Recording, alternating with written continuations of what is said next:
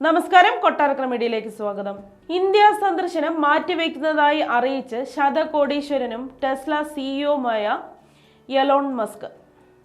ടെസ്ലയുമായി ബന്ധപ്പെട്ട തിരക്കുകൾ കൂടുതലായതിനാലാണ് താൻ സന്ദർശനം മാറ്റിവെക്കുന്നതെന്ന് മസ്ക് തന്റെ എക്സിലൂടെ അറിയിച്ചു. 2 ആഴ്ച മുമ്പ് പ്രധാനമന്ത്രി നരേന്ദ്രമോദിയുമായുള്ള കൂടിക്കാഴ്ചയ്ക്കായി താൻ കാത്തിരിക്കുകയായിരുന്നെന്ന് മസ്ക് ട്വീറ്റ് ചെയ്തിരുന്നു.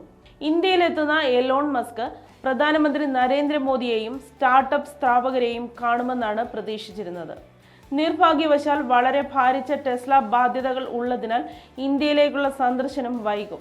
എന്നാൽ ഈ വർഷാവസാനം സന്ദർശിക്കാൻ ഞാൻ വളരെയധികം ആഗ്രഹിക്കുന്നു, ശനിയാഴ്ച എക്സിലെ പോസ്റ്റിൽ മസ്ക് പറഞ്ഞു. 2018 നിശ്ചയിച്ചിരുന്ന മസ്കിന്റെ റെക്കോർഡ് തകർത്ത $56 ബില്യൺ നഷ്ടപരിഹാരത്തിന് അംഗീകാരം നൽകാൻ ടെസ്ല അതിന്റെ ഷെയർ ഹോൾഡർമാരോട് ആവശ്യപ്പെട്ടതായി റോയിട്ടേഴ്സ് നേരത്തെ റിപ്പോർട്ട് ചെയ്തിരുന്നു.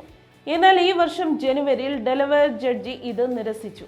കഴിഞ്ഞ മാസം പുറത്തിറക്കിയ പുതിയ ഇലക്ട്രിക് വെഹിക്കിൾ നയം പ്രവർത്തനക്ഷമമാക്കുന്നതിനുള്ള മാർഗനിർദ്ദേശങ്ങൾ വികസിപ്പിക്കുന്നതിന് ടെസ്ല പ്രതിനിധികൾ ഉൾപ്പെടെയുള്ള ഓട്ടോമൊബൈൽ വ്യവസായികളുമായി കേന്ദ്രം ആദ്യ സെറ്റ് കൺസൾട്ടേഷൻ മീറ്റിംഗുകൾ നടത്തിയതിന് തൊട്ട് പിന്നാലെയാണ് സന്ദർശനം മാറ്റിവെക്കുന്നതായുള്ള മസ്കിന്റെ പ്രഖ്യാപനം വന്നിരിക്കുന്നത്.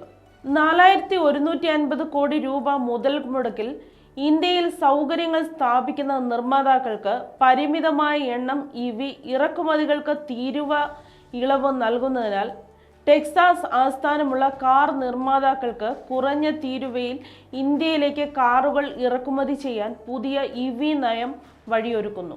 ഇത് ടെസ്ലയ്ക്ക് ഇന്ത്യൻ വിപണിയിലേക്കുള്ള കടന്നുവരവിന് വഴിവെച്ചിരിക്കുന്നു. 2021 പൂർണ്ണമായും അസംബിൾ ചെയ്ത കാറുകളുടെ ഇറക്കുമതി തീരുവ കുറയ്ക്കണമെന്ന് ആവശ്യപ്പെട്ട് ടെസ്ല നോഡൽ കേന്ദ്ര മന്ത്രാലയങ്ങൾക്ക് കത്തെഴുതുകയും കാറിന്റെ വിലയെ ആശ്രയിച്ച് തീരുവ 100% നിന്ന് 40.15% കുറയ്ക്കാൻ ആവശ്യപ്പെടുകയും ചെയ്തിരുന്നു. പുതിയ നയത്തിലൂടെ ആ ആവശ്യം ഫലപ്രദമായി നിറവേറ്റി. ഇന്ത്യയിൽ ഒരു നിർമ്മാണ പ്ലാന്റ് സ്ഥാപിക്കുന്നതിന് ടെസ്ല ഒരു മുൻ വ്യവസ്ഥയായി താരിഫ് ഇളവുകളും തേടിയിരുന്നു. നിലവിൽ ലോകത്തിലെ 3ാമത്തെ വലിയ ഓട്ടോമൊബൈൽ വിപണിയും ഏറ്റവും വേഗത്തിൽ വളരുന്ന വാഹന വിപണിയുമാണ് ഇന്ത്യ. രാജ്യത്തിന്റെ ഓട്ടോമോട്ടീവ് മേഖലയുടെ നിലവിലെ വിപണി വലിപ്പം 12.5 ലക്ഷം കോടി രൂപയാണ്. 2030ഓടെ ഈ മേഖല 24.9 ലക്ഷം കോടി കവിയുമെന്നാണ് പ്രതീക്ഷിക്കുന്നത്. രാജ്യത്തിന്റെ GDPയിൽ 7.1% സംഭാവന ചെയ്യുന്നത് വാഹന മേഖലയാണ്.